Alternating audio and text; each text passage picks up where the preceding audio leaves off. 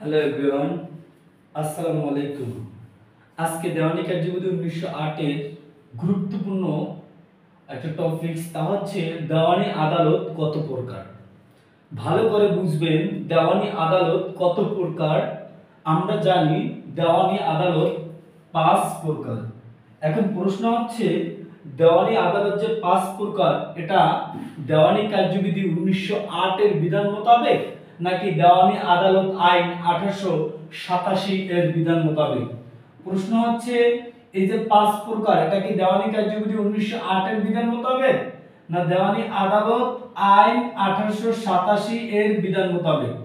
ভালো করে বুঝবেন দেওয়ানি কার্যবিধি 1908 এর 3 ধারায় বলা আছে দেওয়ানি আদালতের অধীনস্থতা।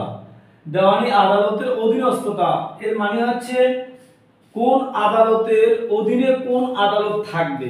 কিন্তু ভালো করে বুঝবেন দেওয়ানি আদালত 5 প্রকার এই কথাটা কিন্তু দেওয়ানি কার্যবিধি 1908 এর কোথায় কিন্তু নাই। এটা আছে দেওয়ানি আদালত আইন 1887 এর 3 ধারা মোতাবেক দেওয়ানি আদালত 5 প্রকার। আমি কি বুঝাইতে পারছি? তাহলে আপনাদের যদি এমসিকিউ প্রশ্ন আসে যে দেওয়ানি আদালত 5 প্রকার, এটা কোন আইনের বিধান মোতাবেক, তা কি দেওয়ানি কার্যবিধি 1908 এর 3 ধারা মোতাবেক না দেওয়ানি আদালত আইন 1887 এর 3 ধারা মোতাবেক। ভালো করে বুঝবেন দেওয়ানি আদালত হাইকোর্টের অবস্থান দেওয়ানি আদালত 5 প্রকার এই কথাটা বলা আছে দেওয়ানি আদালত আইন 1887 এর 3 ধারায় এই কথাটা বলা আছে যে দেওয়ানি আদালত 5 প্রকার।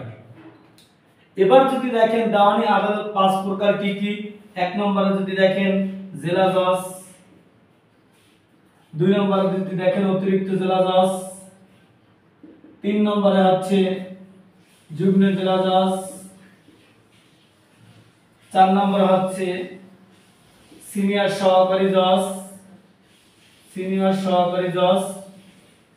5 নম্বর হচ্ছে সহকারী জজ। এই যে 5 প্রকারের দেওয়ানি আদালত এই কথাটা বলা আছে দেওয়ানি আদালত আইন 1887 এর 3 ধারা মোতাবেক। এই 5 প্রকারের আদালত হচ্ছে দেওয়ানি আদালত, কিন্তু এই দেওয়ানি কার্যবিধি 1908 এর 3 ধারায় কিন্তু এই কথাটা বলা নাই। যদি আলোচনা বুঝে থাকেন তাহলে আলোচনাটা শেয়ার করে দিবেন, কারণ এটা এমসিকিউর জন্য খুবই একটা গুরুত্বপূর্ণ টপিকস। সবাই ভালো থাকবেন, সুস্থ থাকবেন। আল্লাহ হাফেজ, আসসালামু আলাইকুম।